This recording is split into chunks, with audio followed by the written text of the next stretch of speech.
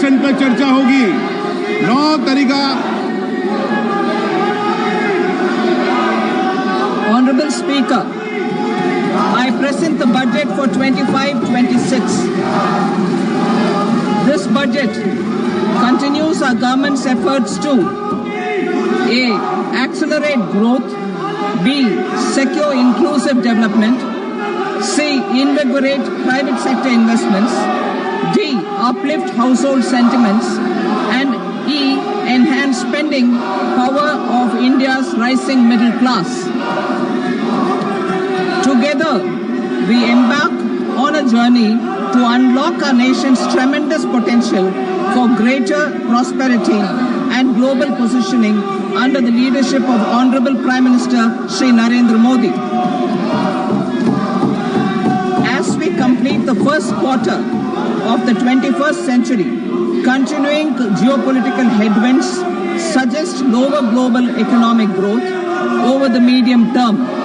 However, our aspiration for a Vikasit Bharat inspires us, and the transformative work we have done during our government's first 2 terms guides us to march forward resolutely.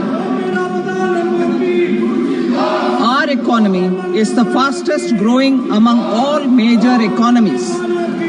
Our development track record for the past 10 years and structural reforms have drawn global attention. Confidence in India's capability and potential has only grown in this period. We see the next 5 years as a unique opportunity to realize Sabka Vikas, stimulating balanced growth of all regions. The great Telugu poet and playwright Gurujada Apparao had said, "Deshamante matti kadoy, deshamante manushuloy," meaning a country is not just its soil, a country is its people. In line with this, for us, Vikasit Bharat encompasses zero poverty, 100% quality good school education, access to high quality, affordable and comprehensive health care, 100% skilled labor with meaningful employment, 70% women in economic activities, and farmers making our country the food basket of the world.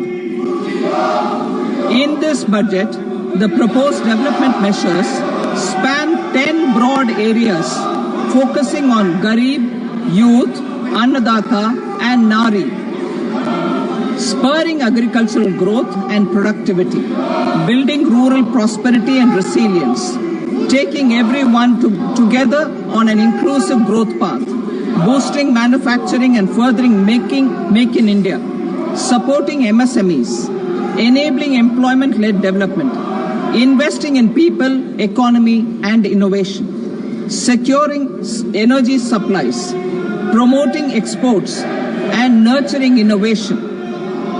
For this journey of development, our 4 powerful engines are agriculture, MSME, investments, and exports. The fuel, our reforms, our guiding spirit, inclusivity, and the destination, Vikasit Bharat. This budget aims to initiate transformative reforms across 6 domains. During the first 5 years, these will augment our growth potential and global competitiveness. The domains are taxation, power sector, urban development, mining, financial sector, and regulatory reforms. Agriculture as the first engine. Now I move to specific proposals, beginning with agriculture as the first engine.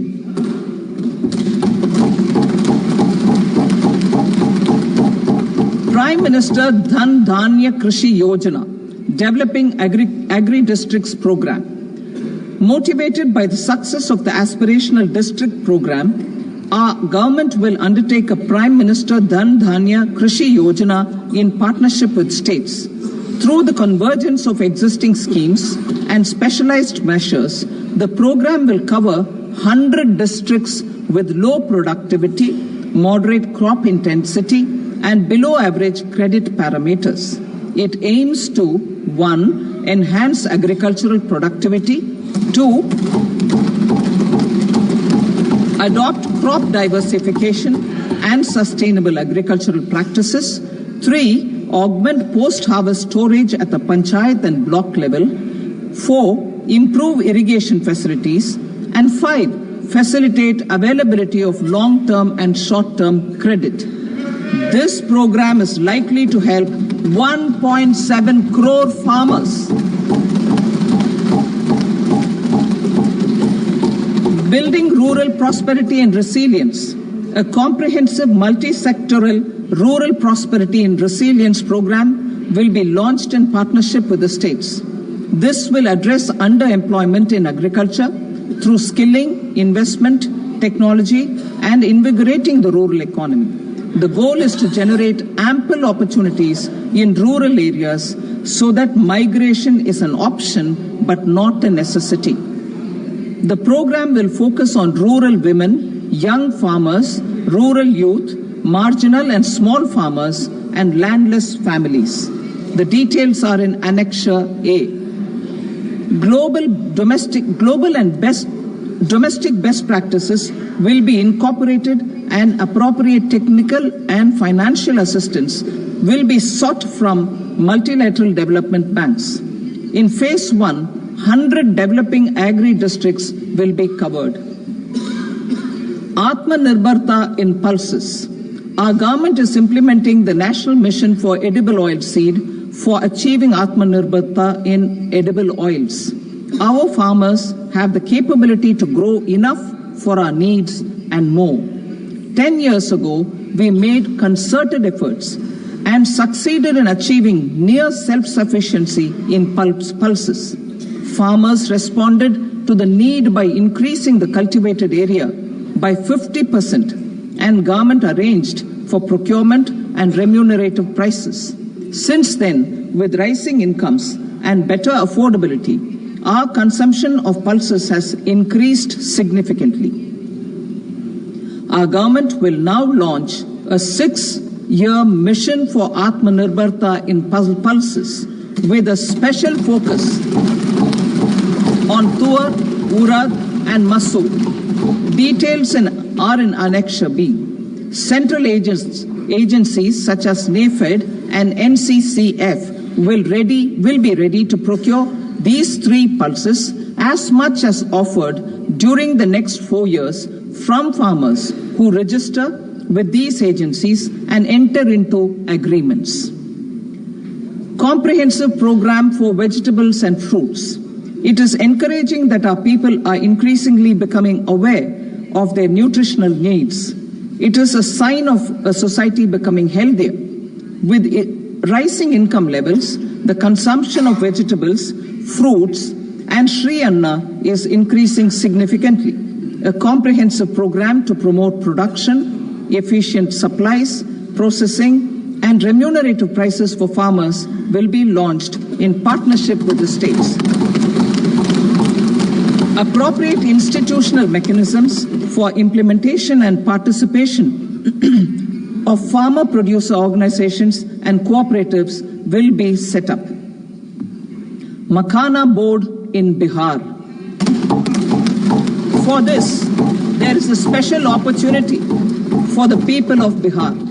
A Makhana Board will be established in the state to improve production, processing, value addition, and marketing of Makhana. The people engaged in these activities will be organized into FPOs. The board will provide hand-holding and training support to Makhana farmers and will also work to ensure they receive the benefits of all relevant government schemes.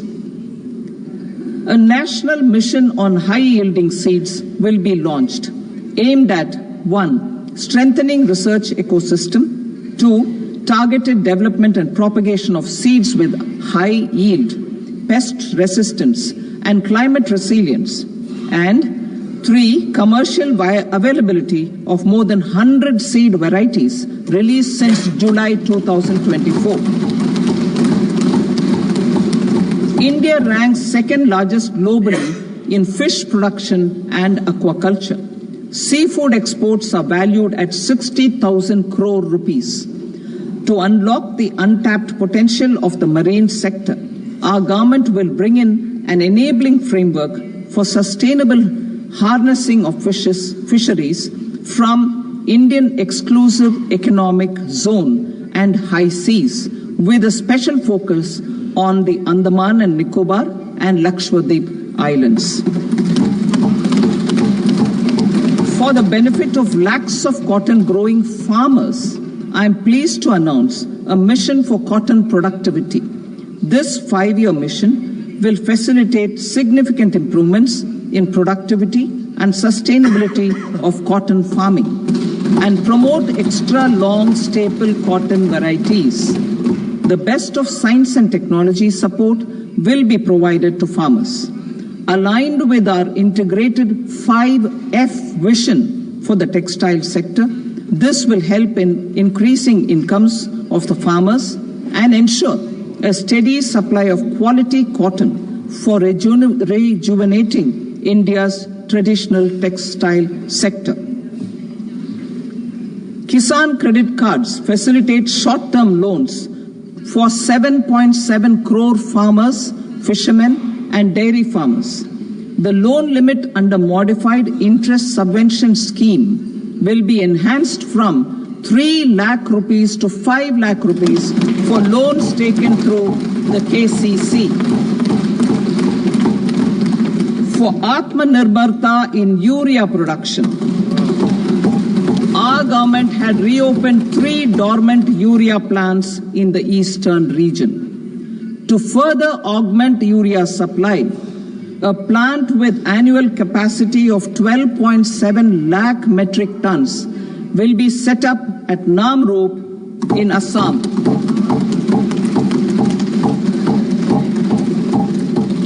India Post, with 1.5 lakh rural post offices, complemented by the India Post Payment Bank and a vast network of 2.4 lakh Dak Sevaks, will be repositioned to act as a catalyst for the rural economy.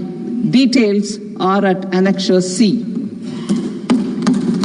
India Post will also be transformed as a large public logistics organization.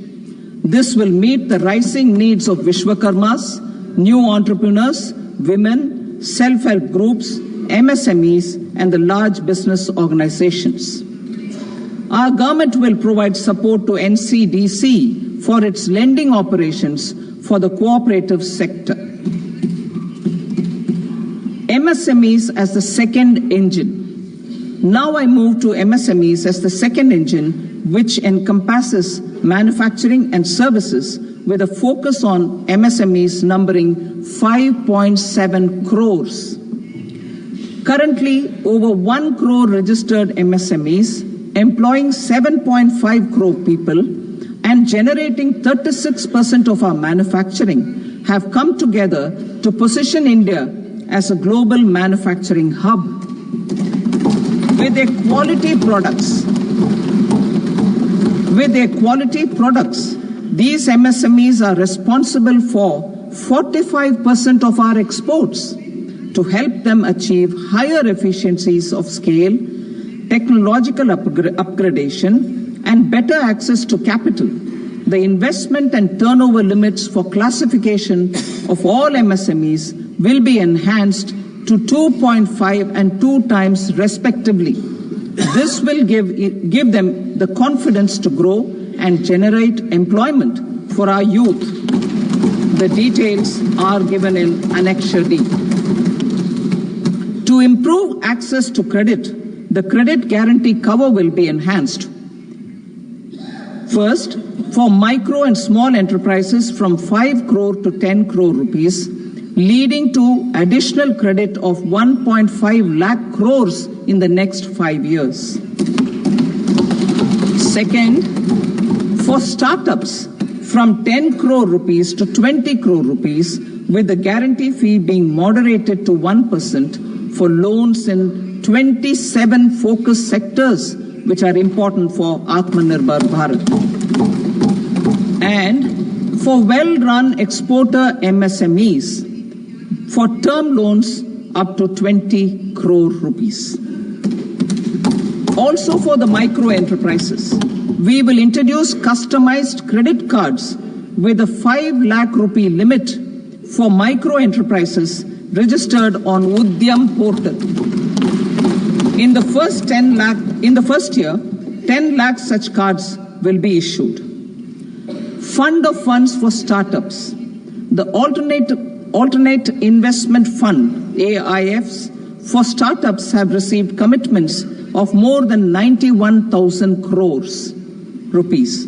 These are supported by the fund of funds set up with the Government of India's contribution of 10,000 crore rupees. Now, a new fund of funds with expanded scope and a fresh contribution of another 10,000 crore rupees will be set up. A new scheme will be launched for 5 lakh women, scheduled castes and scheduled tribes, first-time entrepreneurs. This will provide term loans up to 2 crore rupees during the next 5 years. The scheme will incorporate lessons from the successful Stand Up India scheme. Online capacity building for entrepreneurship and managerial skills will also be organized. Measures for labor-intensive sectors. To promote employment and entrepreneurship opportunities in labor-intensive sectors, our government will undertake specific policy and facilitation measures. To enhance the productivity, quality, and competitiveness of India's footwear and leather sector, a focused product scheme will be implemented. The scheme will support design capacity, component manufacturing, and machinery required for production of non-leather quality footwear, besides the support for leather footwear and products. The scheme is expected to facilitate employment for 22 lakh persons, generate over 4 lakh crore rupees, and exports of over 1.1 lakh crore rupees. Measures for the toys sector. Building on the National Action Plan for Toys, we will implement a scheme to make India a global hub for toys. The scheme will focus on development of clusters, skills, and a manufacturing ecosystem that will create high-quality, unique, innovative, and sustainable toys that will represent the Made in India brand. Support for food processing.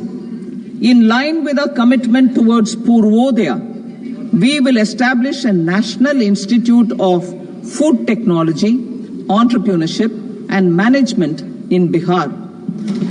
The institute will provide a strong fillip to food processing activities in the entire eastern region. This will result in 1. Enhanced income for the farmers through value addition to their produce, and 2. Skilling entrepreneurship and employment opportunities for the youth. Manufacturing mission, furthering Make in India.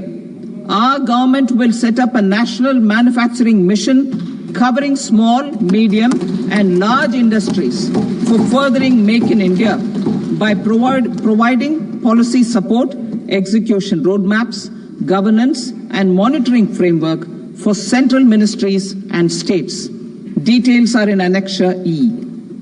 Given our commitment to climate-friendly development, the mission will also support clean tech manufacturing.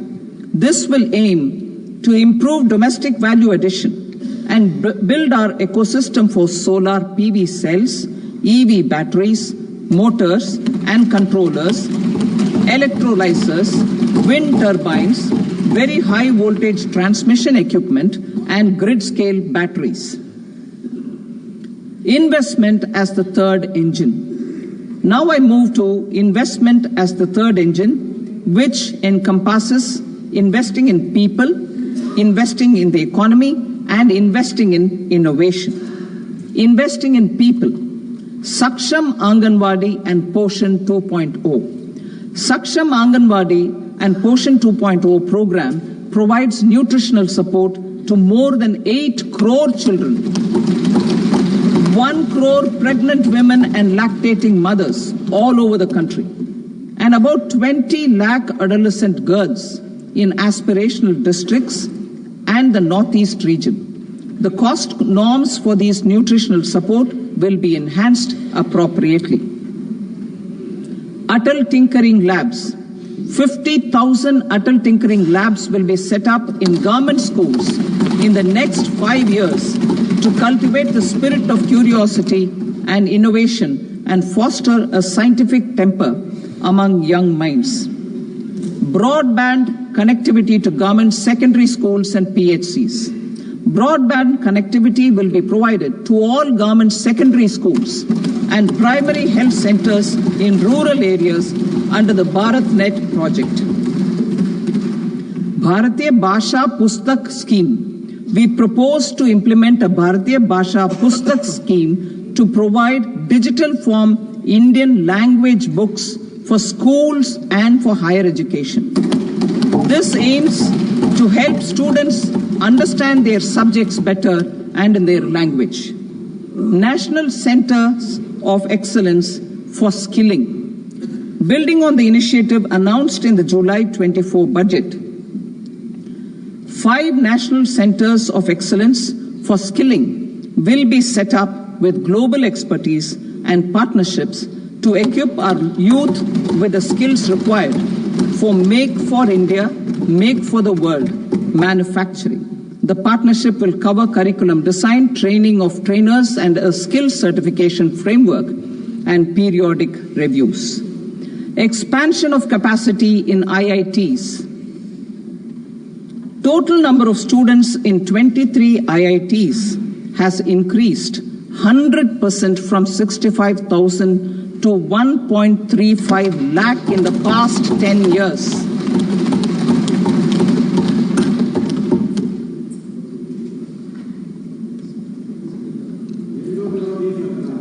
Additional infrastructure will be created in the 5 IITs started after 2014 to facilitate education for 6,500 more students.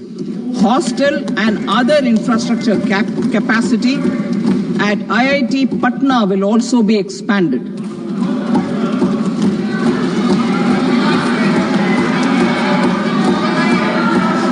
Center of Excellence.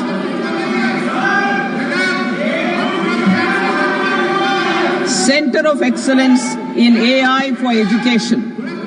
I had announced 3 centers of excellence in artificial intelligence for agriculture, health, and sustainable cities in 2023. Now a center of excellence in artificial intelligence for education will be set up with a total outlay of 500 crores. Expansion of medical education. Our government has added almost 1.1 lakh undergraduate and postgraduate medical education seats in 10 years, an increase of 130%. In the next year, 10,000 additional seats will be added in medical colleges and hospitals towards the goal of adding 75,000 seats in the next 5 years. Daycare cancer centers in all district hospitals. Our government will facilitate setting up of daycare cancer centers in all district hospitals in the next 3 years. 200 centers will be established in 25-26 itself. Strengthening urban livelihoods. Our government has been giving priority to assisting urban poor and vulnerable groups. A scheme for socio-economic upliftment of urban workers will be implemented to help them improve their incomes, have sustainable livelihoods, and a better quality of life. PM Swanidhi scheme has benefited more than 68 lakh street vendors, giving them respite from high-interest informal sector loans. Building on this success, the scheme will be revamped with enhanced loans from banks, UPI-linked credit cards with 30,000 rupees limit and capacity building support. Social Security Scheme for welfare of online platform workers. Gig workers of online platforms provide great dynamism to the new age services economy. Recognizing their contribution, our government will arrange for their identity cards and registration on the e-Shram portal.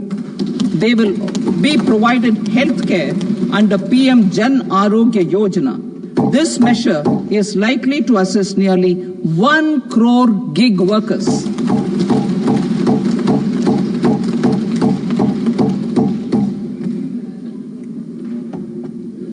Investing in the economy.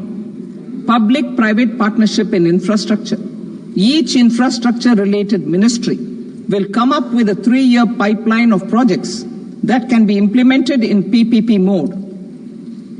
States will also be encouraged to do so and can seek support from the India Infrastructure Project Development Fund, which is a scheme to prepare PPP proposals. Support to states for infrastructure. An outlay of 1.5 lakh crore is proposed for the 50-year interest-free loans to states for capital expenditure and incentives for reforms. Building on the success of the first asset monetization plan announced in 2021, the second plan for 2025 to 30 will be launched to plow back capital of 10 lakh crore in new projects. Regulatory and fiscal measures will be fine-tuned to support the plan. Jal Jeevan Mission. Since 2019, 15 crore households representing 80% of India's rural population have been provided access to portable tap water connections. To achieve 100% coverage, I am pleased to announce the extension of this mission until 2028 with an enhanced total outlay. The mission's focus will be on the quality of infrastructure and O&M of rural piped water supply schemes through Jan Bhagidari.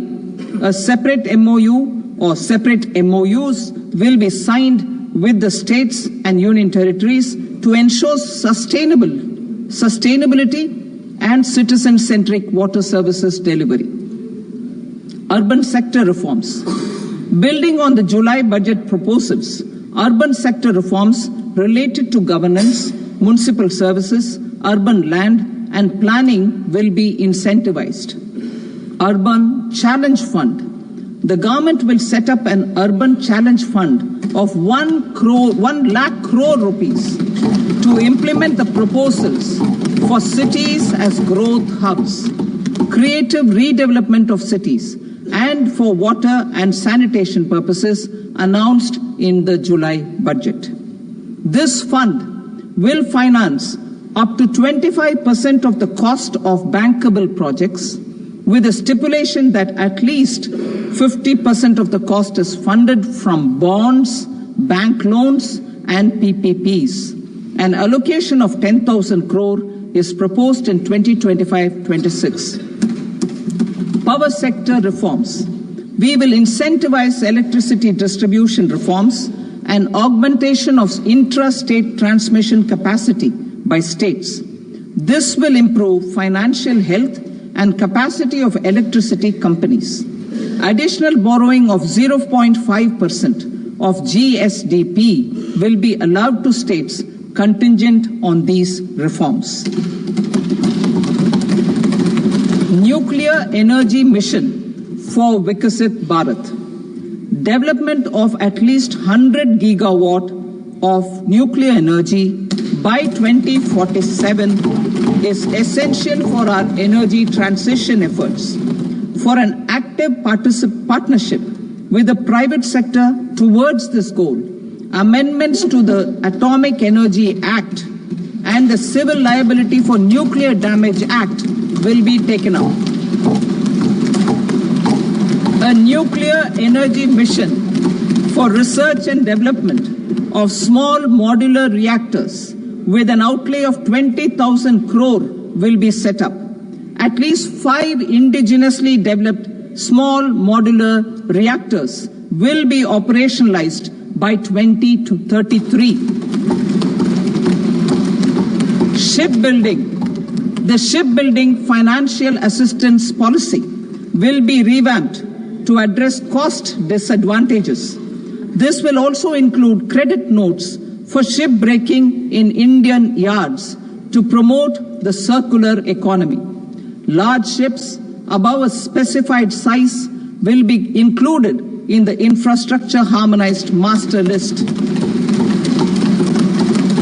Shipbuilding clusters will be facilitated to increase the range, categories, and capacity of ships. This will include additional infrastructure, facilities, skilling, and technology to develop the entire ecosystem. Maritime Development Fund. For long-term financing for the maritime industry, a Maritime Development Fund with a corpus of 25,000 crore rupees will be set up. This will be for distributed support and promoting competition. This will have up to 49% contribution by the government, and the balance will be mobilized from ports and from private sector. UDAN regional connectivity schemes. UDAN has enabled 1.5 crore middle-class people to meet their aspirations for speedier travel. The scheme has connected 88 airports, and operationalized 619 routes. Inspired by that success, a modified UDAN scheme will be launched to enhance regional connectivity to 120 new destinations and carry 4 crore passengers in the next 10 years. 4 crore additional passengers in the next 10 years. The scheme will also support helipads and smaller airports in hilly, aspirational, and northeast regional districts. Greenfield airports will be facilitated in Bihar to meet the future needs of the state. These will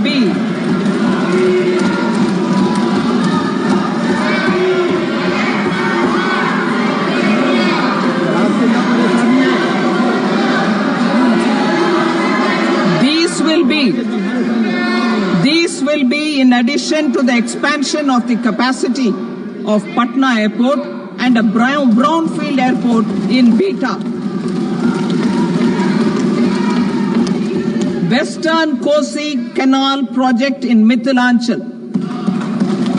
Financial support will be provided for the Western Kosi Canal ERM project, benefiting a large number of farmers cultivating over 50,000 hectares of land in the Mithilanchal region of Bihar. Mining sector reforms. Mining sector reforms, including those for minor minerals, will be encouraged through sharing of best practices and institutions of a state mining index. A policy for recovery of critical minerals from tailings will be brought out. Under the special window for affordable and mid-income housing, SWAMI, 50,000 dwelling units in stressed housing projects have been completed and keys handed over to home buyers.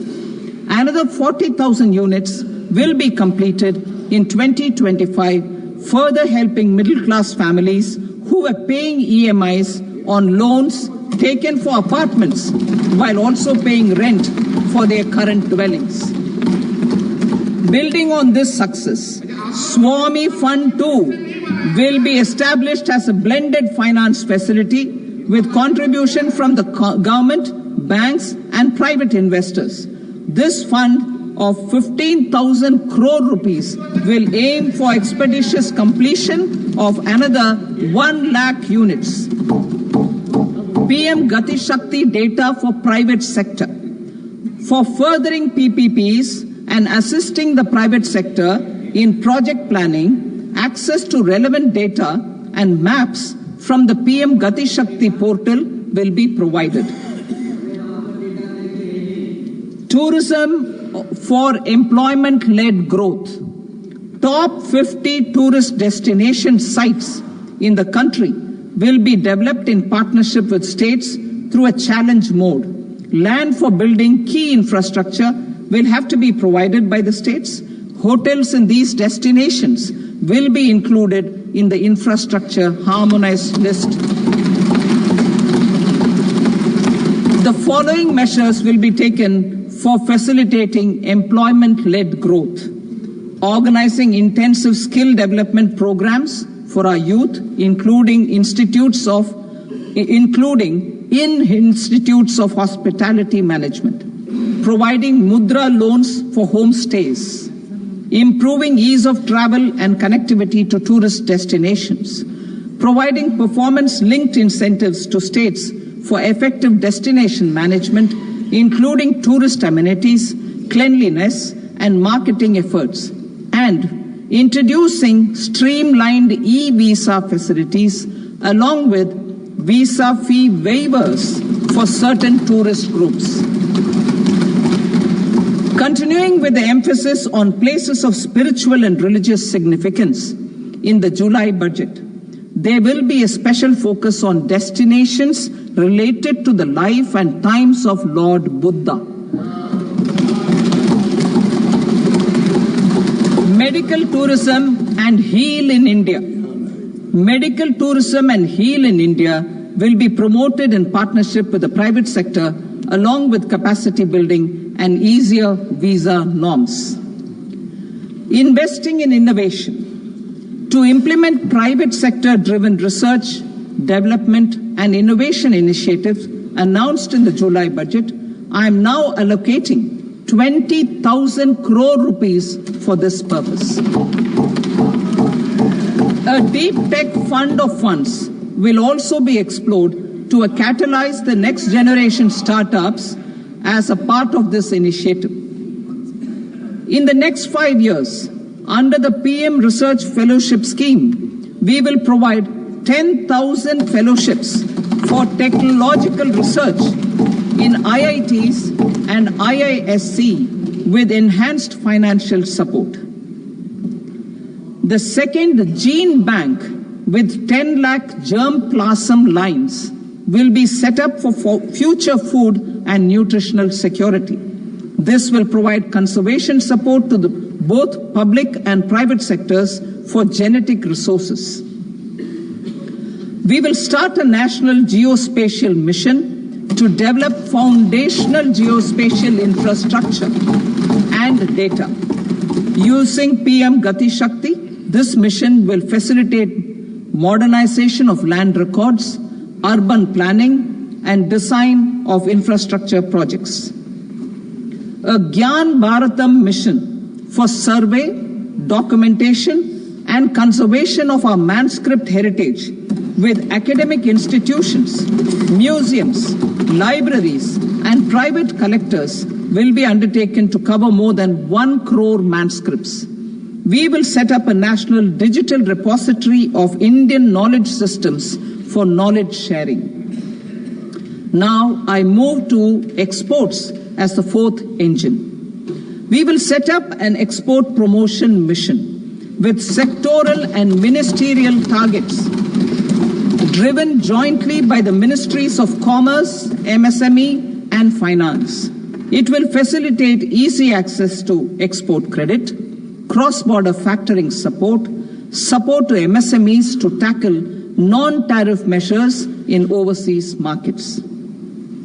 A digital public infrastructure, Bharat Trade Net, for international trade will be set up as a unified platform for trade documentation and financing solutions. This will complement the Unified Logistics Interface platform. The BTN will be aligned with international practices. Support will be provided to develop domestic manufacturing capacities for our economy's integration with global supply chains. Sectors will be identified based on objective criteria. Facilitation groups with participation of senior officers and industry representatives will be formed for select products and supply chains. Through this, there are huge opportunities related to Industry 4.0, which needs high skills and talent. Our youth have both. Our government will support the domestic electronic equipment industry to leverage this opportunity for the benefit of our youth. A national framework will be formulated as guidance to states for promoting global capability centers in emerging Tier 2 cities. This will suggest measures for enhancing availability of talent and infrastructure, building bylaw reforms, and mechanisms for collaboration with industry. Our government will facilitate upgradation of infrastructure and warehousing for air cargo, including high-value perishable horticultural produce. Cargo screening and customs protocol will be streamlined and made user-friendly. Reforms as the fuel.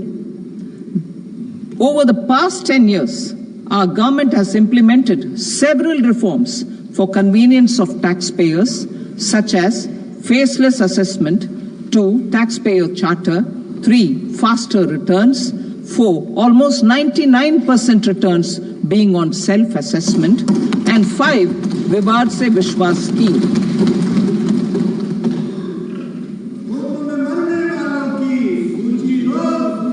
Continuing these efforts, I reaffirm the commitment of the Tax Department to trust first, scrutinize later.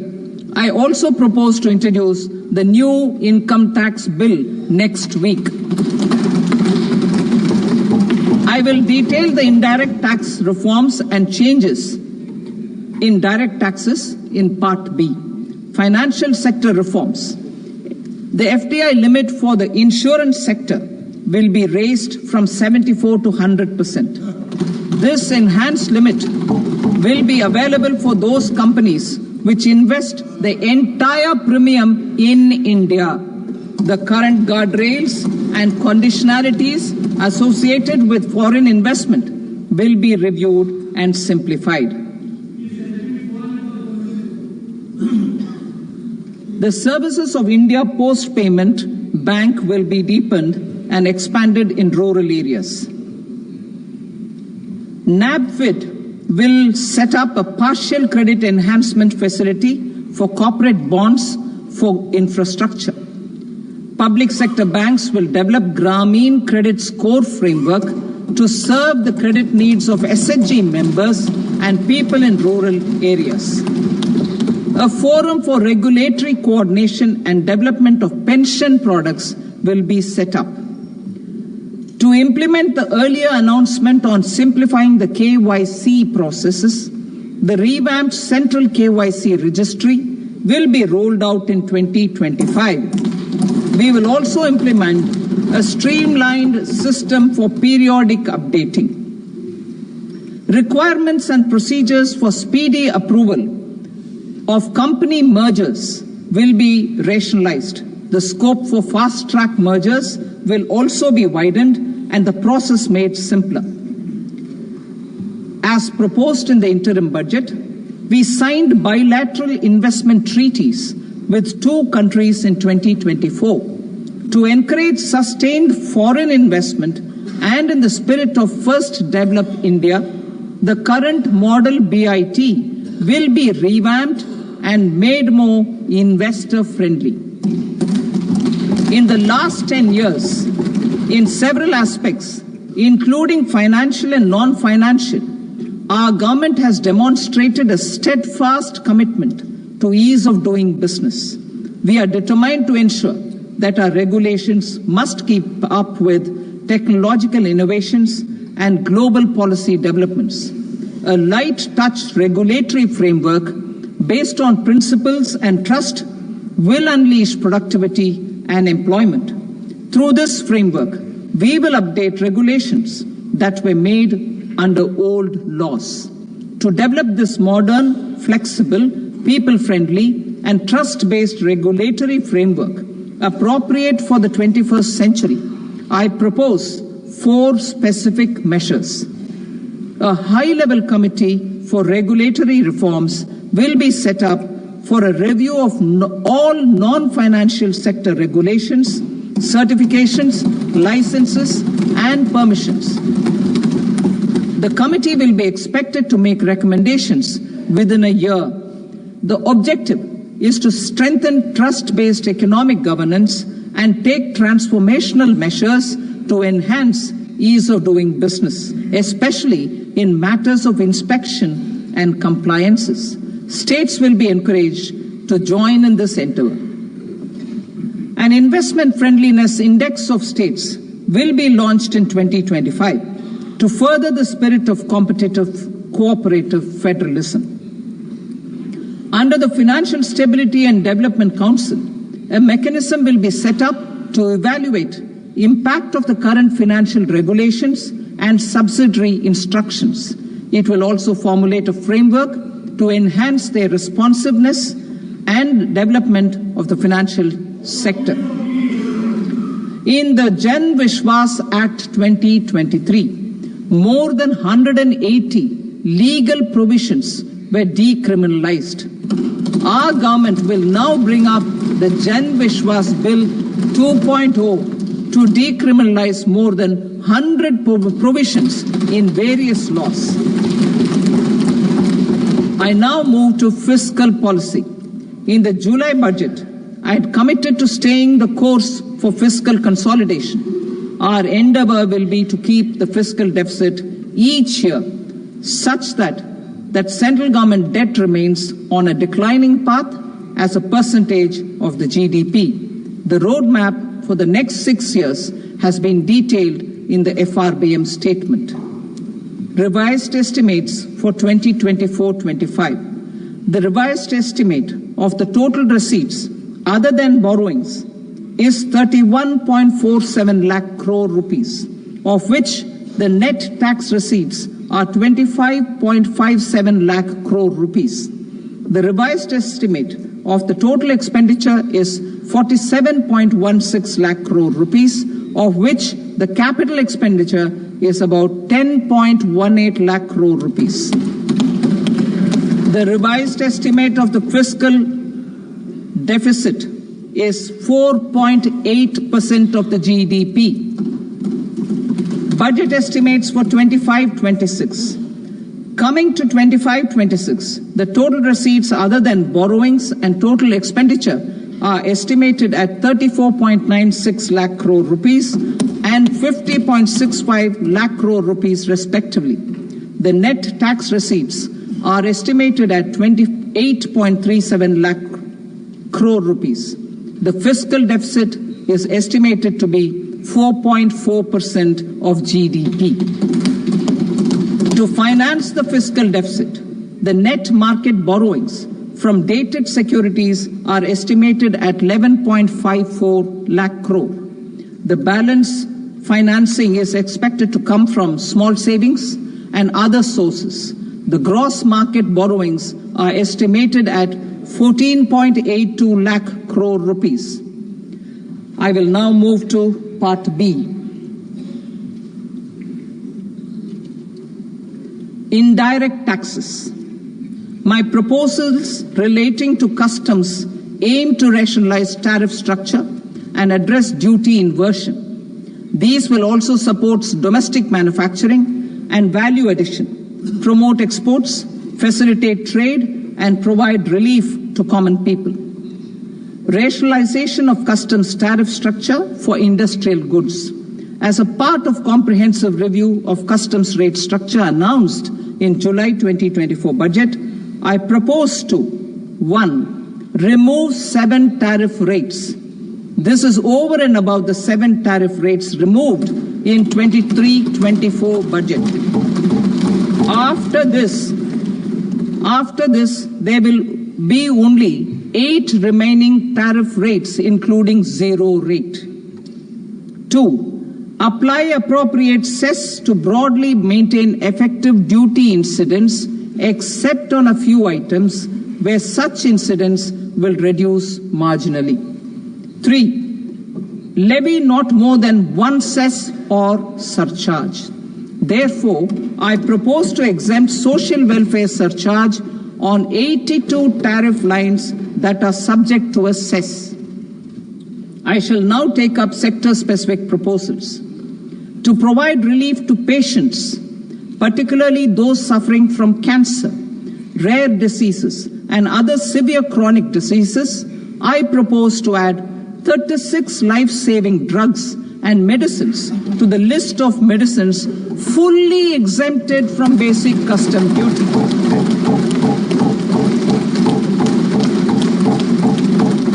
I also propose to add 6 life-saving medicines to the list attracting concessional custom duty of 5%. Full exemption and concessional duty will also respectively apply on the bulk drugs for manufacture of the above.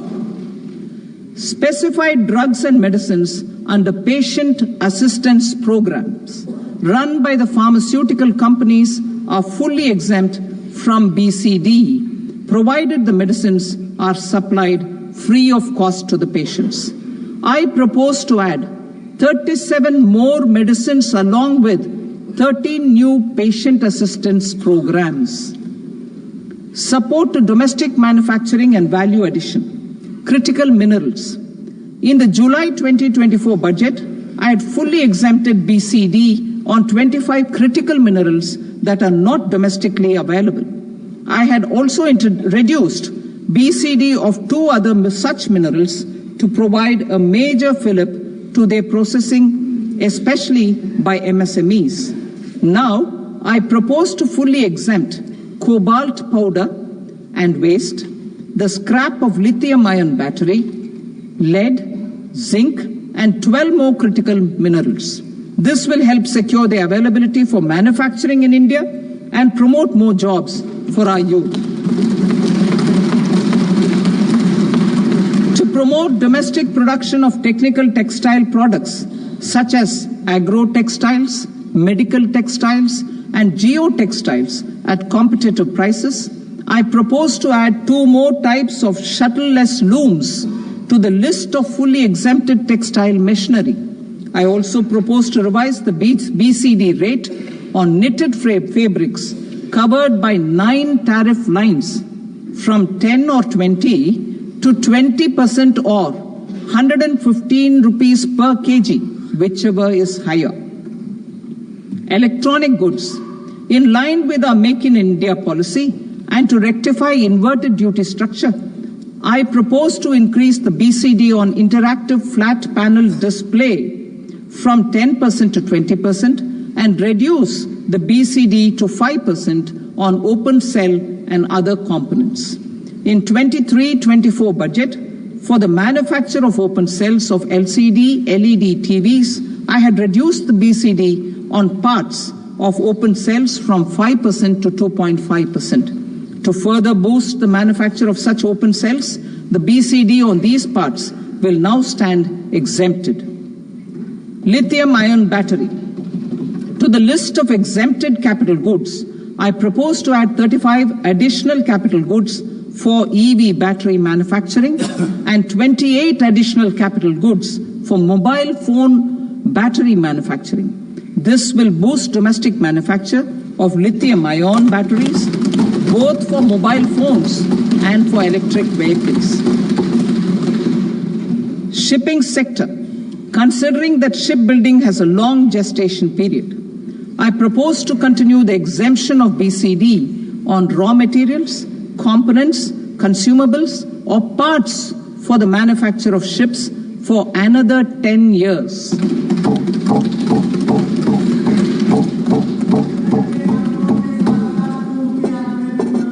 I also propose the same dispensation for shipbreaking to make it more competitive. Telecommunication. To prevent classification disputes, I propose to reduce the BCD from 20% to 10% on carrier-grade Ethernet switches to make it at par with non-carrier-grade Ethernet switches. Export promotion. To facilitate exports of handicrafts, I propose to extend the time period for export from 6 months to 1 year, further extendable by another 3 months if required. I also propose to add 9 items to the list of duty-free inputs. Leather sector. I propose to fully exempt BCD on wet blue leather to facilitate imports for domestic value addition and employment. I also propose to exempt crust leather from 20% export duty to facilitate exports by small tanners. Marine products.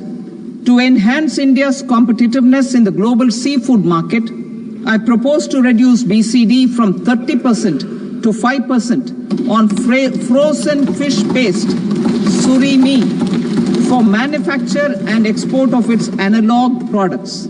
I also propose to reduce BCD from 15% to 5% on fish hydrolysates for manufacture of fish and shrimp feed. In July 2024 budget, to promote development of domestic MROs for aircraft and ships, I had extended the time limit for export of foreign origin goods that were imported for repairs from 6 months to 1 year and further extendable by 1 year. I now propose to extend the same dispensation for railway goods. Time limit for provisional assessment. Presently, the Customs Act 1962 does not provide any time limit to finalize provisional assessments, leading to uncertainty and cost to trade. As a measure of promoting ease of doing business, I propose to fix a time limit of 2 years, extendable by a year, for finalizing the provisional assessment. I propose to introduce a new provision that will enable importers or exporters, after clearance of goods, to voluntarily declare material facts and pay duty with interest but without penalty. This will incentivize voluntary compliance. However, this will not apply in cases where department has already initiated audit or investigation proceedings. For industry to better plan their imports, I propose to extend the time limit for the end use of imported inputs in the relevant rules from 6 months to 1 year. This will provide operational flexibility in view of cost and uncertainty of supply.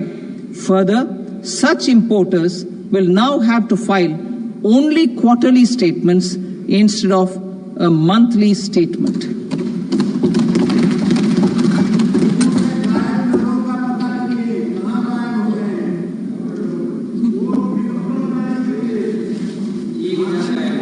I now come to my direct tax proposals. In Part A, I have briefly underlined taxation reforms as one of key reforms to realize our vision of Vikasit Bharat. In respect of criminal law, our government had earlier ushered in Bharatiya Nyaya Sanhita, replacing Bharatiya Danda Sanhita. I am happy to inform this august House and the country that for new income tax bill will carry forward the same spirit of Nyaya in its drafting as well. The new bill will be clear and direct in text, with close to half of the present law in terms of both chapters and words. It will be simple to understand for taxpayers and tax administrators, leading to tax certainty and reduced litigation. Reforms, however, are not a destination. They are means to achieve good governance for our people and economy. Providing good governance primarily involves being responsive. The Tirukkural captures this in verse 542, which reads, Vaanokki vaazhum ulagallam mannavan kol nokki vaazhum kudi. Meaning, just as the living beings live expecting rains, citizens live expecting good governance. Our government is committed to keeping an ear to the ground and a finger on the pulse and responding while balancing our national building efforts.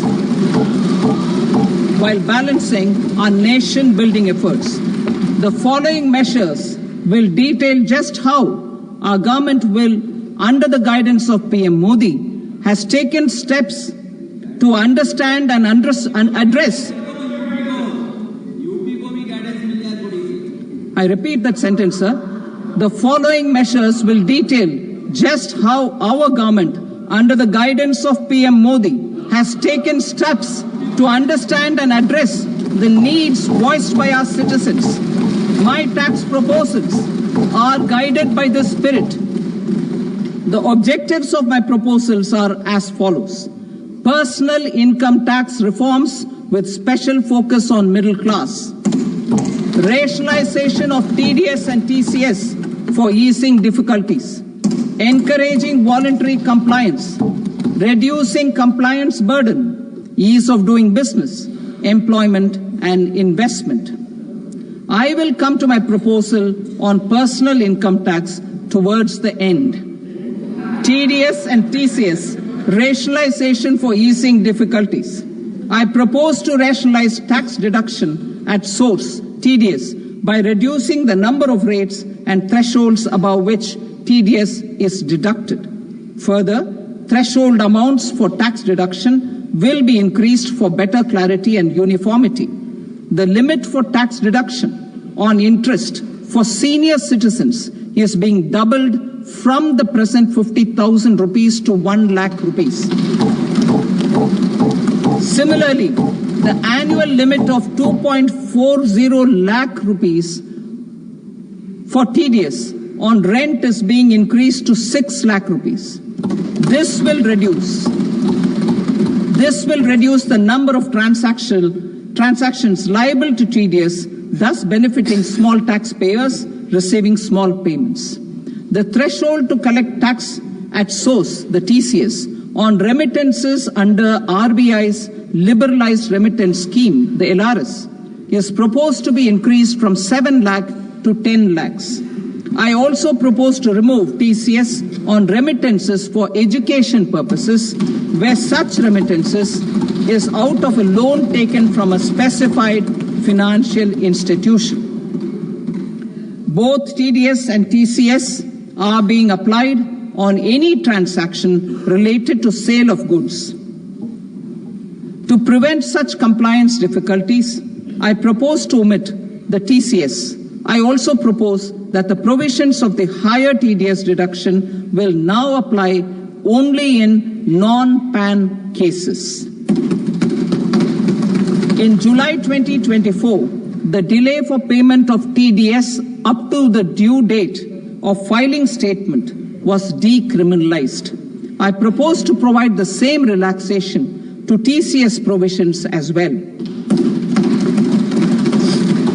The government under the leadership of Prime Minister Modi believes in Sabka Saath, Sabka Vikas, Sabka Vishwas and Sabka Prayas. In line with this, we brought in updated return facility in 2022 for voluntary compliance by taxpayers who had omitted to report their correct income. Our trust in taxpayers was proved right. Nearly 90 lakh taxpayers voluntarily updated their incomes by paying additional tax. Taking this trust further, I now propose to extend the time limit to file updated returns for any assessment year from the current limit of 2 years to 4 years. I propose to reduce the compliance burden for small charitable trusts and institutions by increasing their period of registration from 5 years to 10 years. It is also proposed that disproportionate consequences do not arise for minor defaults such as incomplete applications filed by charitable entities. Presently, taxpayers can claim the annual value of self-occupied properties as nil only on the fulfillment of certain conditions. Considering the difficulties faced by taxpayers, it is proposed to allow the benefit of 2 such self-occupied properties without any condition. To streamline the process of transfer pricing and to provide an alternative to yearly examination, I propose to introduce a scheme for determining arm's length price of international transaction for a block period of 3 years. This will be in line with global best practices. With a view to reduce litigation and provide certainty in international taxation, the scope of safe harbor rules is being expanded. A number of senior and very senior citizens have very old national savings schemes accounts. As interest is no longer payable on such accounts, I propose to exempt withdrawals made from NSS by individuals on or after 29th August 2024. I am also proposing to allow similar treatment to NPS Vatsalya accounts as is available to normal NPS accounts subject to overall limits. In my speech in July 2024, I had promised that all processes, including giving effect to appellate orders, shall be digitalized and made paperless over the next 2 years. So I'm happy to announce that digitalization is being made operational now. In July 2024, we brought in the Vivad Se Vishwas scheme to resolve income tax disputes pending in appeal. The scheme has received a great response, with nearly 33,000 taxpayers having availed of the scheme to settle their disputes. I have a few proposals to promote investment and employment. It is proposed to provide a presumptive taxation regime for non-residents who provide services to a resident company that is establishing or operating an electronics manufacturing facility. I further propose to introduce a safe harbor for tax certainty for non-residents who store components for supply to specified electronics manufacturing units. Presently, the tonnage tax scheme is available only to sea-going ships. The benefits of existing tonnage tax scheme are proposed to be extended to inland vessels registered under the Indian Vessels Act 2021 to promote inland water transport in the country. Extension for incorporation of startups. We continue to support the Indian startup ecosystem. I propose to extend the period of incorporation by 5 years to allow the benefit available to startups which are incorporated before 1/4/2030. In order to attract and promote additional activities in the IFSC, I am inter alia proposing specific benefits to ship leasing units, insurance offices, and treasury centers of global companies which are set up in IFSC. Further, to claim benefits, the cutoff date for commencement in IFSC has also been extended by 5 years to 31/3/2030. Category 1 and Category 2 AIFs are undertaking investments in infrastructure and other such sectors. I propose to provide certainty of taxation to these entities on the gains from securities, to promote funding from sovereign wealth funds and pension funds to the infrastructure sector. I propose to extend the date of making an investment by 5 more years up to 31st March 2030.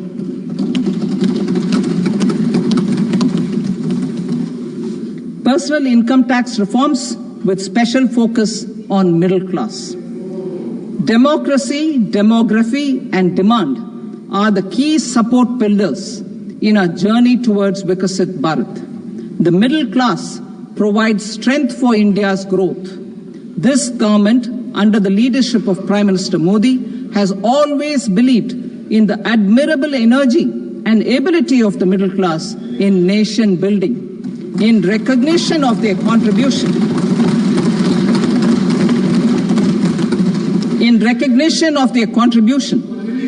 we have periodically reduced their tax burden. Right after 2014, the nil tax slab was raised to 2.5 lakhs of rupees, which was further raised to 5 lakh rupees in 2019 and to 7 lakh rupees in 2023.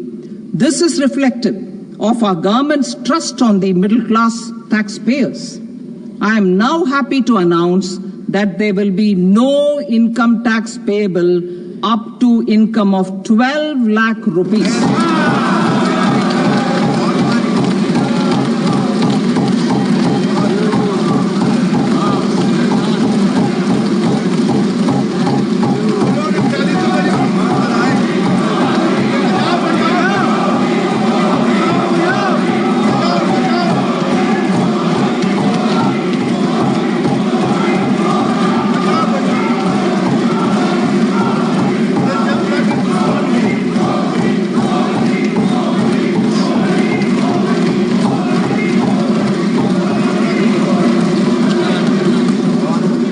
So, average income of 1 lakh per month other than the special rate income such as capital gains under the new regime. This limit will be 12.75 lakh for salaried taxpayers due to the standard deduction of 75,000. Slabs and rates are being changed across the board to benefit all taxpayers. The new structure will substantially reduce the taxes of the middle class and leave more money in their hands, boosting household consumption, savings and investment.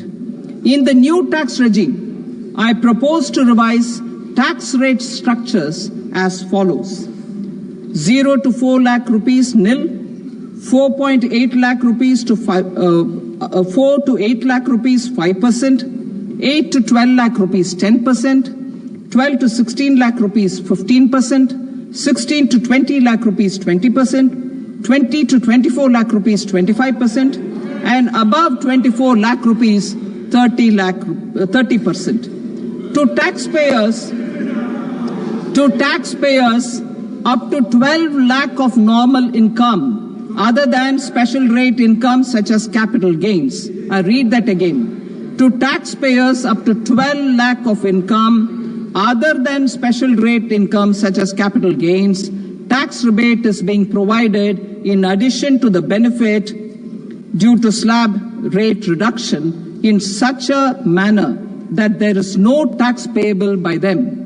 The total tax benefit of slab rate changes and rebate at different income levels can be illustrated with a few examples.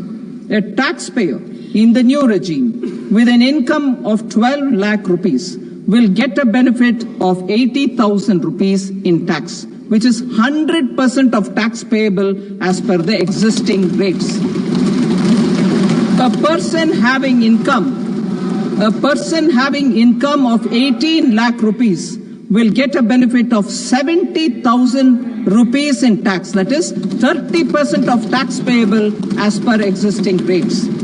A person with an income of 25 lakh gets a benefit of 1,10,000 rupees, that is 25% of his tax payable as per existing rates. Details of my tax proposals are given in the annexure. As a result of these proposals, Honorable Speaker, sir, revenue of about 1 lakh crore in direct taxes and 2,600 crores in indirect taxes will be foregone. Mr. Speaker, sir, with this, I commend the budget to this august House.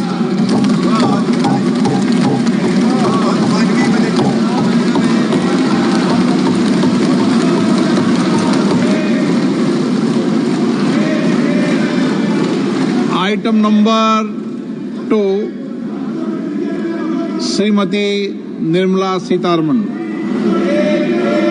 Sir, with your permission, I rise to lay on the table the following statements under Section 3(1) of the Fiscal Responsibility and Budget Management Act 2003. medium-term fiscal policy cum fiscal policy strategy statement, and macroeconomic framework statement. Item number 3, Srimati Nirmala Sitharaman.